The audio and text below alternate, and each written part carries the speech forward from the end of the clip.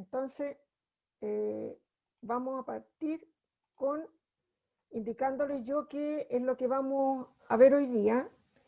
Nosotros hoy día vamos a ver tres aprendizajes.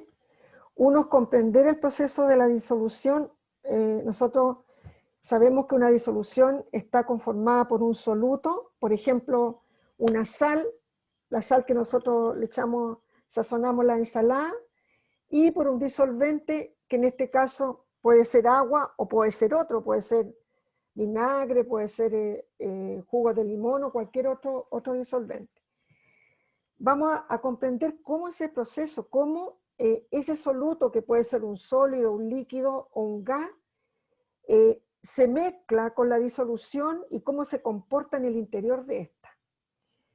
Y de acuerdo a eso, a ese comportamiento de ese soluto, que puede ser la sal cuando yo la echo en el agua, eso va a provocar un efecto, y ese efecto en algunos solutos genera corriente eléctrica, genera disipación de electrones en el interior de la disolución.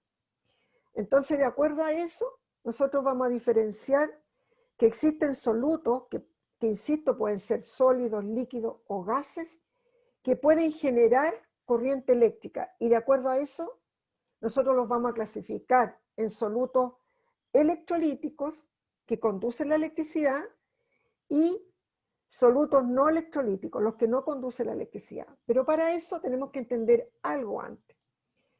Nosotros, el año pasado, estudiamos que existían los átomos neutros.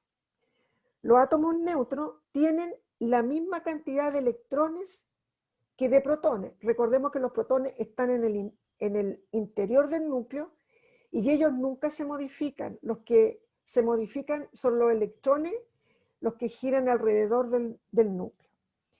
Por ejemplo, cuando un átomo que es neutro, porque tiene 3 electrones en la periferia y tiene 3 protones en el núcleo, aquí tiene igualdad de carga eléctrica, o sea, tiene igualdad, tiene 3 cargas eléctricas negativas y tiene 3 cargas eléctricas positivas.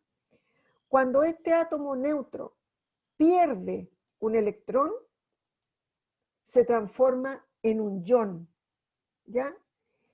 Puede perder un electrón o también lo puede ganar. Veamos qué pasa cuando un átomo pierde un electrón. Cuando un átomo pierde un electrón, se transforma en un ion positivo, y ese ion positivo se llama catión. Por ejemplo, aquí tenemos un átomo neutro. Tenemos 3 electrones alrededor y tenemos 3 protones en el núcleo. Este átomo es neutro porque las cargas eléctricas se compensan.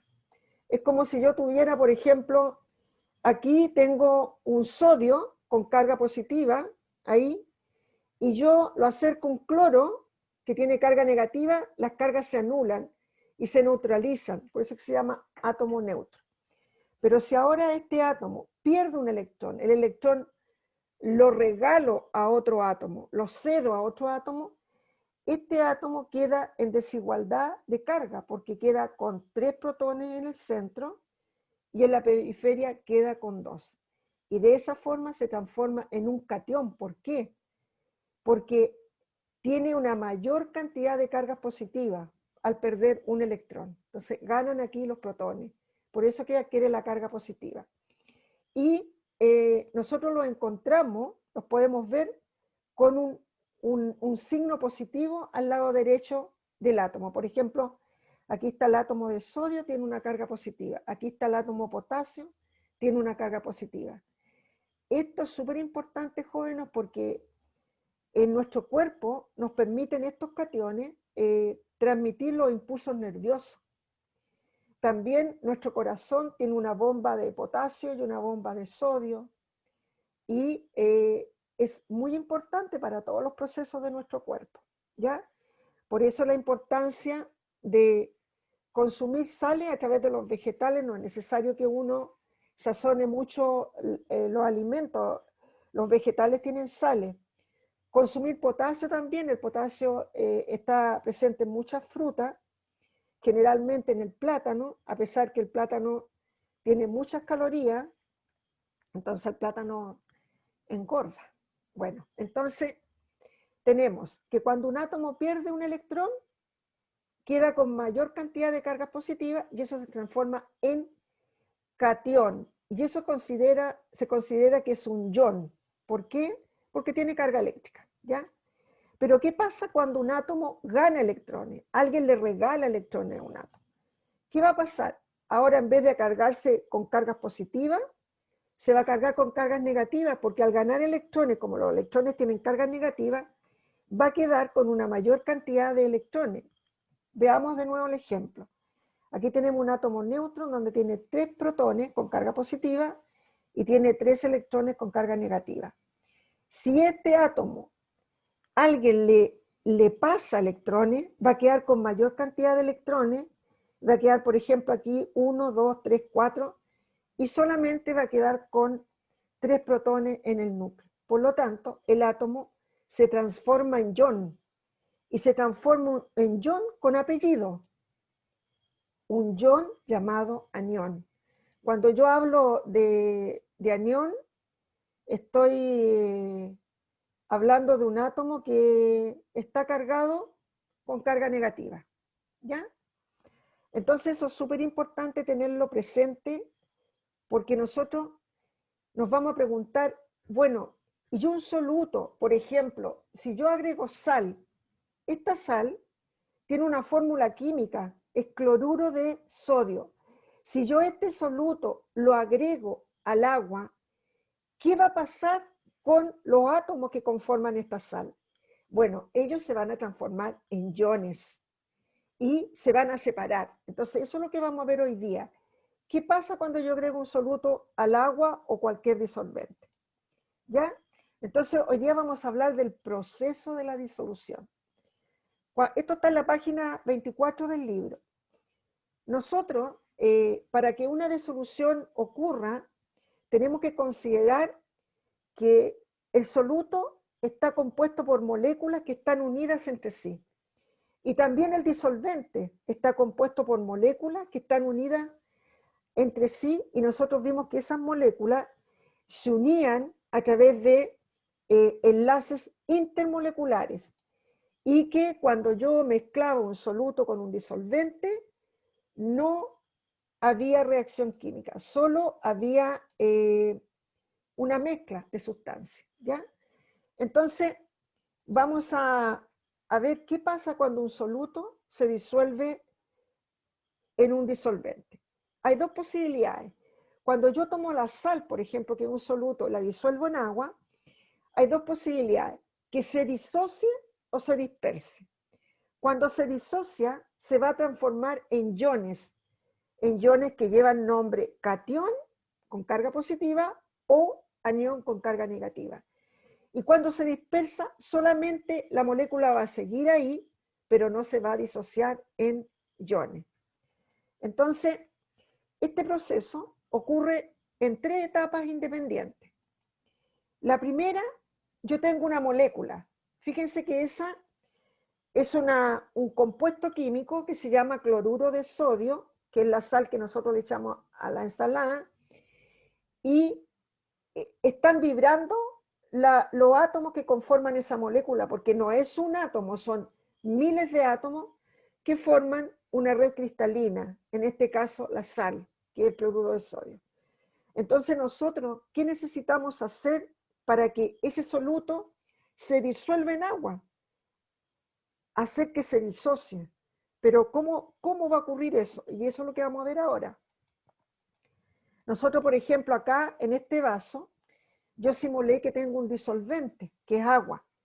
Pero el agua no es una molécula de agua, son miles de moléculas de agua que están unidas a través de interacciones intermoleculares, que se llaman, que las vimos la clase pasada, que se llamaban puentes de hidrógeno. Entonces, el agua no significa que exista una molécula, están todas unidas moviéndose ahí, está en estado líquido. Acuérdense que hay movimiento molecular, el tema es que uno no lo ve porque nuestra vista no es capaz de percibirlo, e incluso ni siquiera con un microscopio convencional. Hay microscopios que se llaman de barrido electrónico que me permiten ver que las moléculas que conforman un compuesto químico se están moviendo. A simple vista no se pueden ver. Por eso que yo hago esta retrospectiva, como que puse un aumento y vi cómo las moléculas se movían. Este es el disolvente. ¿Qué pasa cuando yo lo diluyo? Cuando yo lo mezclo. Ojo, no ocurre reacción química, ocurre solamente mezcla. Porque para que ocurra reacción química tiene que haber una oxidación, una combustión. Aquí no hay, aquí yo mezclo dos cosas. Entonces yo voy a tener el disolvente puro, que vamos a imaginar que es agua, que está aquí, las moléculas se están moviendo, y voy a agregar un soluto y lo representan esas pelotitas que son verdes y azules. Entonces eso es lo que está ocurriendo cuando yo hago una disolución.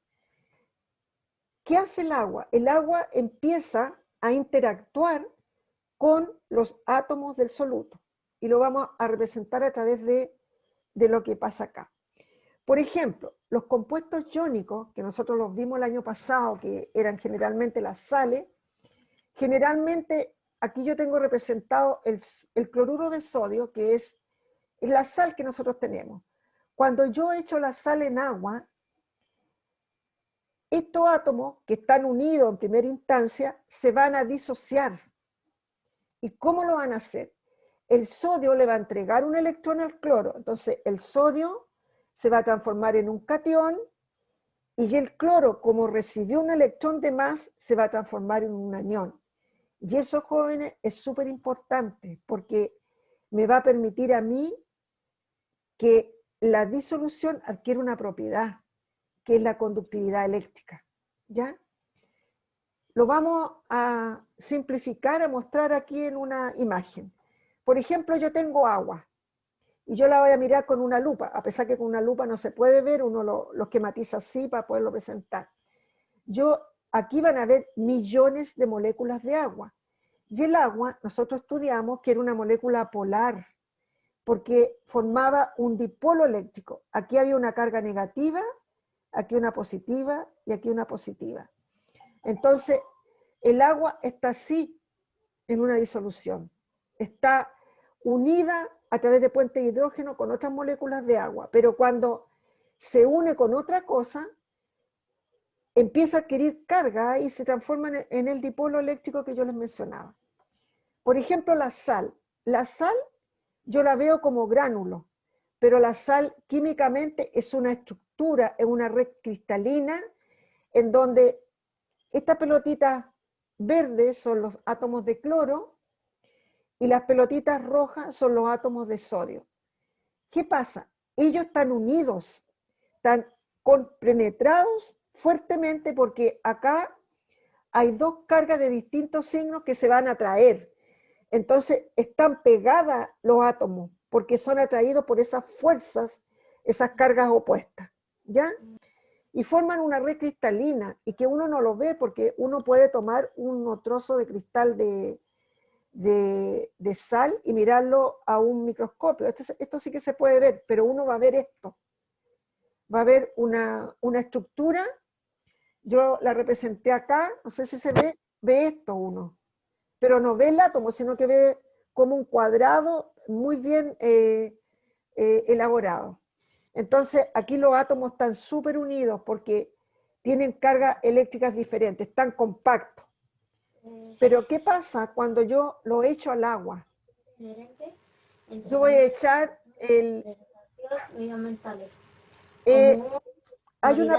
hay una persona que tiene el micrófono abierto, por favor, ¿puede apagarlo? Porque se produce interferencia, por favor, muchas gracias. Entonces, ¿qué pasa? Vamos a retomar, yo tomé esta sal que tiene su átomo súper compacto y la eché en agua. Miren lo que pasa. Al echarle el agua empieza a sacar cada uno de los átomos que conforma el soluto, que conforma en este caso la sal. Y hace que el agua sea conductora de la electricidad, porque yo les quiero mencionar que el agua pura, sin sales, no es conductora de la electricidad, es pésima conductora. El tema es que el agua que sale de las llaves tiene sales de calcio y de bario. esas sales de calcio uno las puede reflejar cuando uno pone agua en un hervidor y se pega en las paredes del hervidor. Esas son sales minerales que están presentes en las napas de la tierra. Entonces, el agua que nosotros tomamos no es agua pura en términos voy a decir en términos de sales. Puede ser pura en términos de microbios, porque la cloran y le echan una serie de agentes para bajarle la carga microbiana. Pero esa es pureza microbiológica, pero pureza química no tiene, porque tiene sales minerales, tiene calcio, tiene bario, y uno lo puede reflejar cuando hierve el agua y ve el sarro que se forma en las teteras. Bueno, pero ¿cómo ocurre esto cuando yo echo un soluto? ¿Cómo ocurre este proceso? Bueno, ¿qué pasa ahí? Yo se los voy a explicar. El sodio, acuérdense que disolvimos el cloruro de sodio, y el sodio se va a convertir, tiene cationes, ¿ya? Este sodio, que tiene carga positiva, lo va a atrapar la molécula de agua, pero lo va a atrapar por la parte negativa. Se le va a acercar ahí y lo va a tomar al sodio y lo va a sacar de la estructura cristalina que tenía, esa red que tenía. Y los aniones cloruro, que conforman también la sal, van a ser atrapados también por el agua, pero lo va a atrapar por la parte positiva del agua donde tiene los hidrógenos, y lo va a encapsular y lo va a sacar de la estructura cristalina. Este proceso nosotros le llamamos hidratación. Entonces las moléculas del agua empiezan a sacar los átomos que conforman el soluto y se hidrata el soluto, ¿ya? Entonces de esa manera saca los cationes que conforman el sodio de la sal y saca los aniones que conforman el cloro de la sal. Esto, jóvenes, ocurre solamente en las sales. Existen otros compuestos que no son sales, que también se da esto, pero en menor medida. Esto se llaman iones, las sales son iones, porque forman redes cristalinas. Aquí yo tengo una imagen en donde muestra el proceso. Fíjense que aquí está el agua, y el agua tiene carga, el dipolo eléctrico. Los hidrógenos tienen carga positiva y los oxígenos tienen carga negativa. Fíjense, aquí está la red cristalina del cloruro de sodio, que es la sal. La molécula se da vuelta de tal forma que esta parte negativa va a sacar las cargas positivas del sodio, y el hidrógeno, la parte de la carga positiva del agua, va a sacar las cargas negativas. Y de esa manera el agua va a hidratar a la molécula de cloruro de sodio y le va a desarmar esa estructura cristalina que tenía, y eso va a permitir que pueda después conducir la electricidad. Finalmente, todos los átomos que conformaban esa red cristalina se van a separar, se van a disociar, y yo voy a tener la disolución completa hasta que se me terminen las moléculas de agua, porque hay miles en un vaso de agua. Ya. Ahora, cuando el disolvente es agua, el proceso se llama hidratación. Pero también pueden haber otros disolventes que no sean agua. Por ejemplo, puede ser alcohol, puede ser jugo de limón. A esos procesos se le llama solvatación. En general, a todo el proceso, cuando los iones se disuelven en un disolvente, se llama solvatación. Pero cuando es específico en el disolvente de agua, también le podemos llamar hidratación. Nombrarlo de las dos formas no es problema, porque es equivalente. Proceso que lo que pasa que como el agua es más universal, se usa más, uno le pone un apellido, hidratación. Ya. Pero ¿qué pasa? ¿Qué efecto produce esto? Yo creo que después se los voy a mostrar con un experimento, me voy a apurar un poquito. Las disoluciones químicas, cuando yo disuelvo un soluto y ocurre este fenómeno, adquieren propiedades. Y yo, como les mencionaba, esas propiedades que van a adquirir las disoluciones químicas van a depender del soluto. Y esas propiedades uno las llama, por ejemplo, el color. Si el soluto es rojo y yo lo echo en agua, el agua se va a teñir de color rojo. Si yo, por ejemplo, le echo un soluto con sabor a naranja, yo voy a probar la disolución y va a tener sabor a naranja.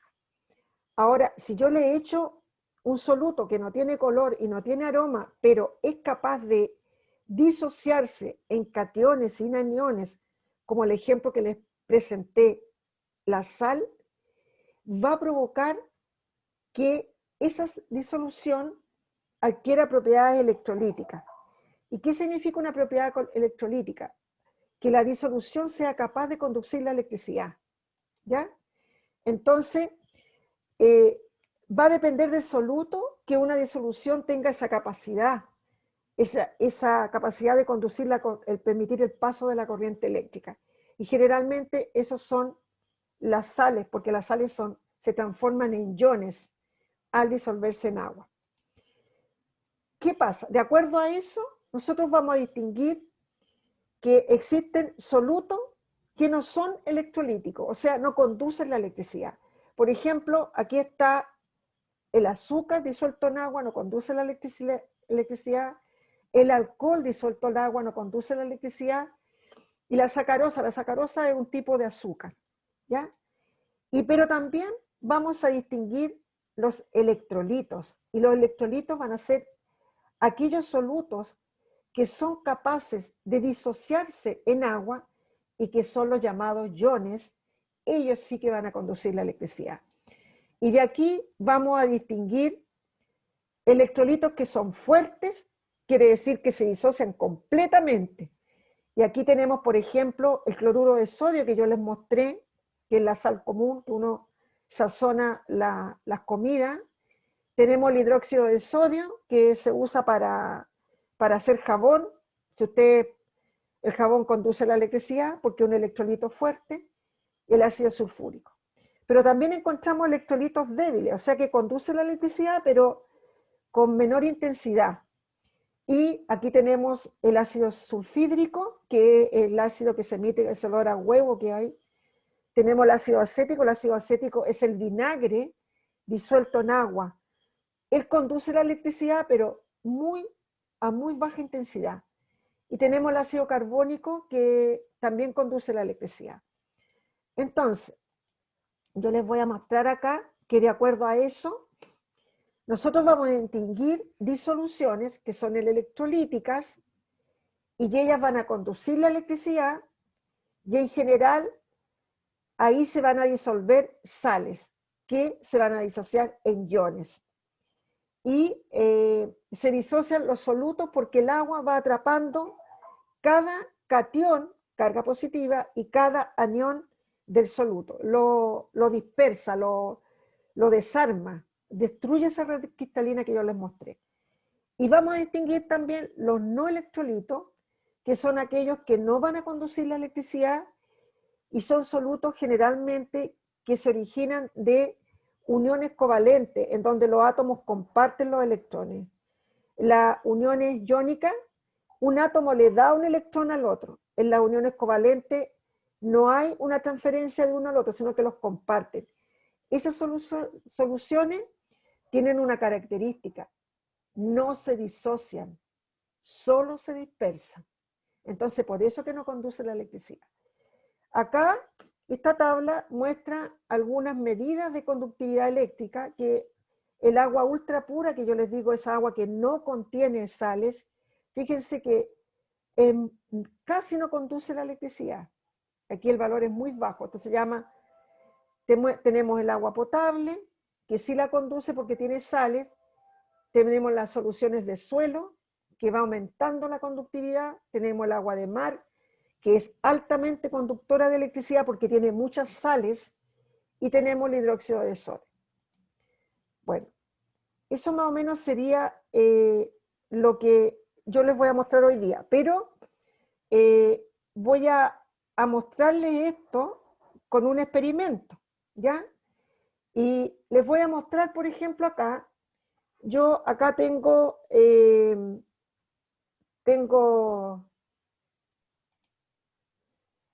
voy a emitir una persona. Aquí tengo una ampolleta con unos cables y los voy a unir a una pila, ¿ya? Los voy a unir a una pila a través de estos conectores. Los voy a conectar acá y voy a unir este otro al otro electrodo de la pila, a la parte positiva. Entonces, yo voy a tomar estas puntas y ustedes saben que el aire no es conductor de la electricidad. Fíjense lo que voy a hacer ahora. Voy a juntar los cables y son de cobre los cables. Entonces yo voy a permitir que la ampolleta se encienda porque cerré el circuito. Si lo abro, el aire no es conductor de la electricidad.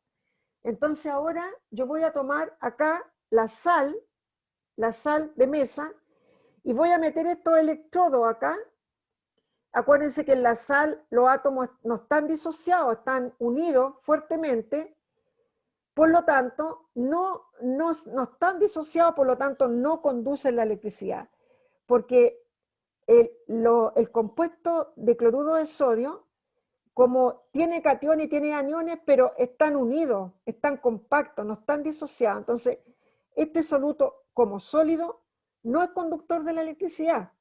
Pero miren lo curioso, ahora, si esta misma sal, esta que tengo acá, yo la echo en agua y preparo una solución, una salmuera, ¿qué va a pasar? La sal se va a disociar en el agua y se va a disociar en sus iones, Na positivo, que es un catión, y Cl negativo, que es un anión. Y lo vamos a demostrar.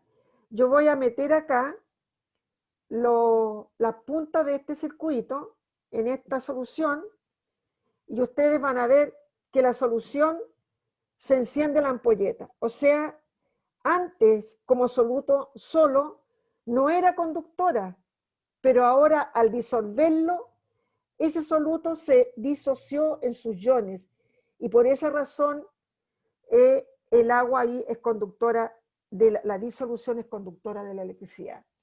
Por ejemplo, yo les voy a demostrar también que si yo estos se llaman electrodos, los meto en una solución, por ejemplo, de alcohol que tengo acá, no va a conducir la electricidad porque el alcohol no conduce la electricidad.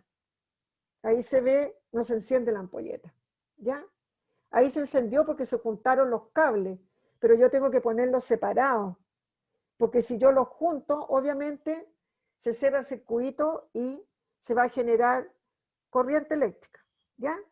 Entonces, resumiendo, el soluto, cuando se convierte en catión y anión debido a que se disocia en el agua, es capaz de conducir la electricidad. La sal sólida no es capaz de conducirla porque los átomos, que si bien es cierto, tienen carga positiva al sodio, en el caso del cloruro de sodio, y el cloro negativa, están unidos, está neutralizada la carga al formar una red cristalina. Entonces, si yo le meto los electrodos, no va a encender la ampolleta.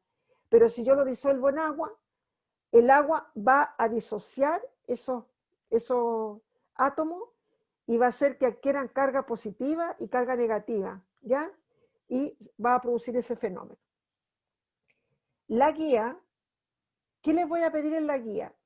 Les voy a mostrar la guía para que la vean. ¿Y qué les voy a pedir? Bueno, todo lo que les pregunto en la guía sale en la guía, ¿ya? Explico nuevamente el fenómeno y les hago esta pregunta. Les digo, explica a través de tus palabras, utilizando un dibujo, ¿qué pasará si disuelves una sal de cloruro de potasio en agua? Aquí, ustedes lo único que tienen que hacer es reemplazar los actores. En vez de NaCl, es KCl. Entonces, yo les doy este monito. Entonces, ustedes tienen que dibujar y decirme, el agua aquí en el hidrógeno tiene carga positiva, por lo tanto, va a posicionarse con la carga positiva en dirección al cloro. O sea, si yo miro, hago esto, esta es la molécula de agua, y yo tengo, por ejemplo, el cloro acá, se va a unir por ese lado, porque cargas de distintos signos se atraen. El hidrógeno es positivo, el cloro es negativo.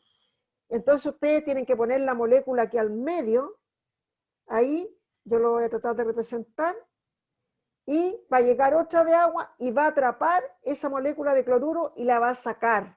Entonces, este dibujo me tienen que hacer ustedes.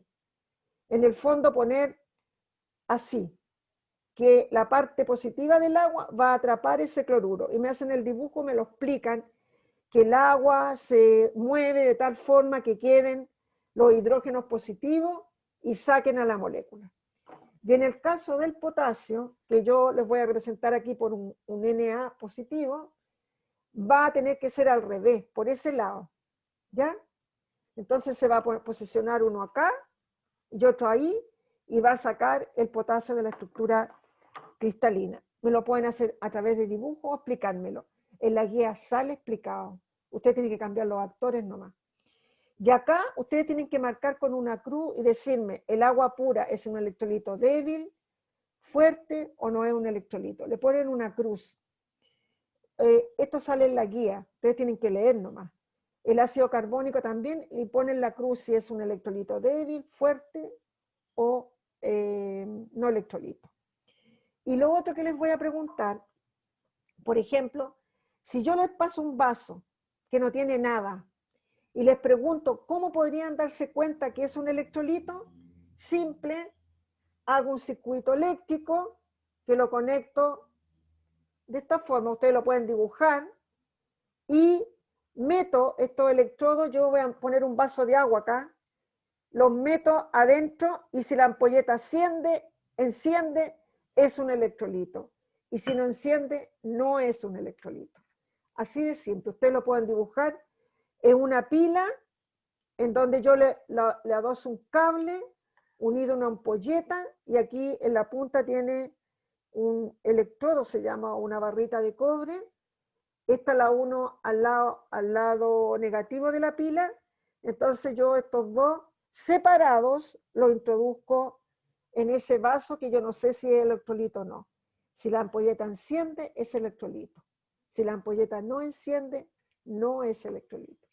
Entonces, eso es más o menos, jóvenes, lo que la clase de hoy día.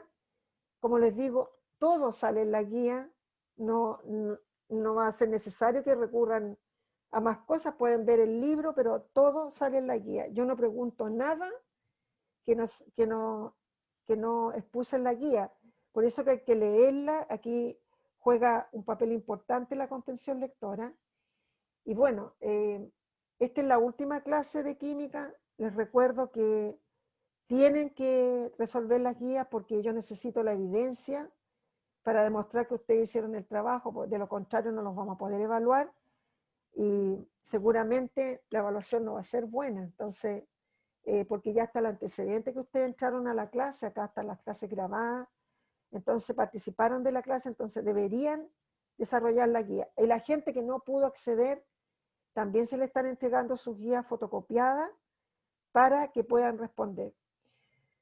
Bueno, jóvenes, yo me despido de ustedes, espero que nos volvamos a encontrar, cuídense mucho porque la pandemia no ha terminado, cualquier duda que tengan, antes de resolver la guía, envíenme un correo, yo estoy dispuesta a contestarle, a lo mejor no inmediatamente, a lo mejor al otro día, porque uno no pasa todo el día en el computador, yo me meto todos los días, pero no paso las 24 horas, entonces contesto y ustedes resuelven la guía.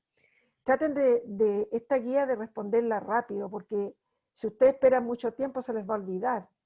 Ahora, esta clase yo la voy a grabar y la voy a subir al canal YouTube, si alguien quiere verla nuevamente, y lo voy a dejar público para que pueda acceder a cualquier persona. Bueno, jóvenes, me despido. Muchas gracias por su atención. Gracias, Alejandra, por ayudarme y que tengan un buen día.